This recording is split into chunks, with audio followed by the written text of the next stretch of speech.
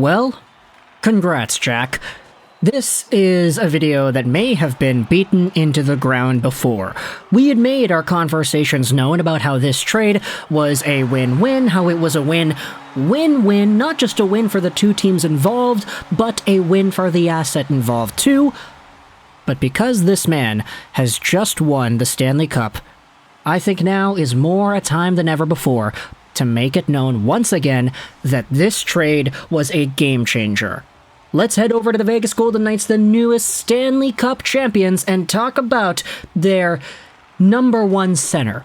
A former captain on his old team. A guy who was exhibiting so many years of loss and tribulations. He wanted to win. He wanted to get into the playoffs, and he never got that done.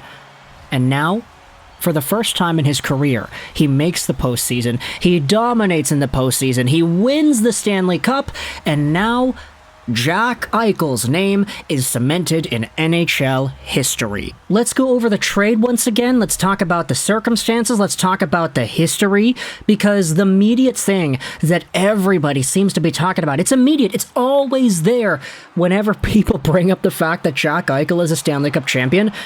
It's the fact that he did it before Connor McDavid did. And that may be the ultimate nail in the coffin to the entire McDavid-Eichel debate, because even though everybody can agree that Connor McDavid is the better player, Connor McDavid was the better player in 2015, he should have gone first overall, he's the better player today, he got 150-something points, nobody has done that literally in decades. Connor McDavid is the best player in the world, but him and his team, they could not get it done. Jack Eichel, on the other hand, one and done, baby. He doesn't make the playoffs in his entire career with the Buffalo Sabres. First year in Vegas, misses the playoffs entirely. Next season after that, they make it, they dominate, and they win the cup. That is the ultimate storybook, textbook ending for anybody who has been rooting for Jack Eichel to overtake Connor McDavid in any respect. If anybody was out there in 2015 saying, man, I love the underdog story, I want to see the guy drafted second eventually get a one-up over the guy drafted first, then this is your one-up. Eichel has a 100% Stanley Cup win rate when he makes the playoffs. And for the Vegas Golden Knights, this could not have been done without him. It could not have been done without a whole bunch of the supporting cast around them. Vegas is a very deep team. You saw the Conn Smythe winner, Marchessault. You could say that Adin Hill deserved a chance. Mark Stone came alive, hat-trick in the final game. It was the first time a player has scored a hat-trick in a Stanley Cup clinching game in 100 years. This team was deep, and Jack Eichel went out there and had himself a field day.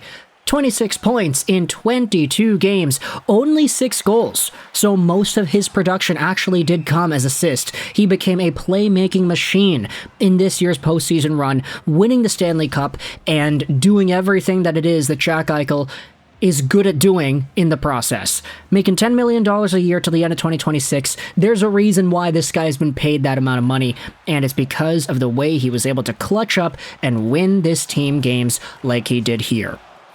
Now, that's not even to discredit the rest of the other Golden Knights that were also good, but when it comes to Eichel, just thinking about the context, drafted by Buffalo, 2015 second overall, we knew from the very beginning he was a super competitive dude. He wanted to make the playoffs every year. He wanted to win the cup every year. But that team just could not get anywhere.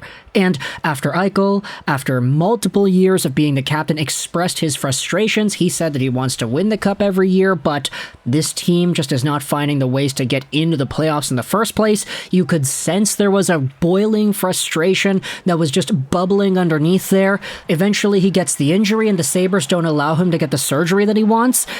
And for a few solid months, we had Jack Eichel trade rumors that just would not go away. We would make a video every few days saying, okay, now this team is involved in Eichel trade rumors. That team wants Eichel too, and why wouldn't they? He is a very good player. Then Vegas got him.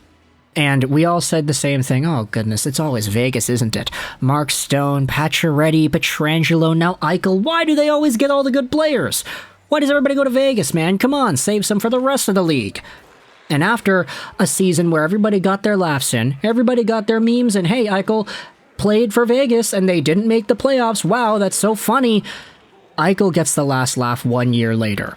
And it comes after a trade which saw the Buffalo Sabres acquire some assets that they all really enjoy over there in Buffalo. Alex Tuch, Peyton Krebs, a first-round pick that became Noah Uslan, and a 2023 second which isn't used yet. Just these three assets by themselves, Alex Tuch, Krebs, and Noah Uslan, are all very good acquisitions to the team, and when it comes to the way the Sabres are building themselves up for the future, Tuch looks like he could be a captain, much more of a captain than Jack Eichel was for this Buffalo team. Not saying that he's a better person or a better player, just in terms of being the captain of Buffalo, Alex Tuch is looking like a guy that exhibits more positive qualities in that respect compared to Eichel. Peyton Krebs, young up-and-coming guy, very feisty, very energetic, very great playmaker. He's growing and developing. Who knows how good he's going to be in his prime. Then you have the first-round pick that became Noah Uslan, 19 years old, playing in the Allsvenskan. He was pretty good, and he's been slowly improving his game as well as a small center drafted in the first round. There's some value here for either side. Jack Eichel is a superstar caliber player. Tuch is a superstar caliber leader on the Sabres, who also happens to be a pretty alright player himself. Sure, Jack Eichel down the line may be the best player, the best individual asset. Maybe the value of Jack Eichel in his prime is more than the value of Tuch and Krebs and Uslan and the second-round pick combined in a few years. But at the end of the day, the Buffalo Sabres were so handcuffed in that situation, with them not wanting to give Eichel that surgery, that they had to trade him away in the first place. Eichel just ended up going to Vegas.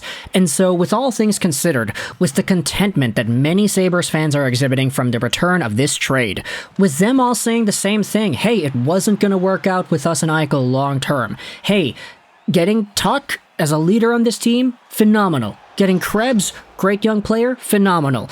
Having all these young guys growing together with Quinn and Peterka and Thompson, all these players getting good around the same time, that's great. Jack Eichel unfortunately did not fit with our timeline, and because he was so, let's just say, damaged from wanting to win and never winning, there was already a fracture in that relationship there. So having him sent away to Vegas and us getting this stuff in return, that's a win for us. For Vegas, who cares about Tuch? Who cares about Krebs? Y'all won the cup. And you did so with Jack Eichel, getting over a point per game, almost an assist a game performance. This team was super deep. Jack Eichel went out there and comes out on top. And you know, we've said before that some trades are win-win. Both teams benefit from this situation. Well, this trade right here was a win-win-win. The Vegas Golden Knights, they benefit tremendously. They get Eichel, they get the cup. Sayonara. The Buffalo Sabres, they get some pieces for their future. They get some pieces to help out with their leadership group. And they grow tremendously in the process. Meanwhile, for Jack Eichel, he finally goes to a winning team. He gets placed in a spot where he is able to shine, take over games, take over shifts, and get that elusive one-up on Connor McDavid. The only player who has been above Jack Eichel this entire time was the guy taken before him. Even in the draft reviews, everybody was talking about how Eichel would be the best consolation prize in a long time. How if Eichel was available in 2014, he would have gone over Aaron Ekblad. How in 2013, he had a better draft season than Nathan MacKinnon did. Eichel had the best draft season for any college player since Paul Kariya. And Kariya is a pretty good player, if I do say so myself. Hobie Baker winner, freshman guy, he got all the awards that he wanted, but he just didn't go first. Connor McDavid, everybody. Ladies and gentlemen, that was the dream spoiler right there. And now, for the first time in 8 years, Jack Eichel finally has something he could hold over Connor McDavid's head, as he has Lord Stanley's elusive Grail first. Let me know your thoughts in the comment section below about Eichel, the win-win trade, how everything has worked out in his favor, and how you're feeling about the situation now that the cup has been awarded. If you're a Sabres fan, what are your thoughts on Eichel winning? Do you feel good about this? Do you not care at all? Let me know your thoughts and opinions down in the comment section below. If you're a Vegas fan, what are your thoughts on Eichel coming over here, dominating in the way that he did? What were your thoughts on the assist-a-game performance that he had? And are there any extra things you want to say about Tuch, Krebs, the assets you gave up? Do you even care about these anymore? I don't know if you will, because you already won the cup. There's no reason to dwell on the past now, isn't there? But let me know your thoughts in the comment section either way. I hope you enjoyed this Juraj 99. And bye.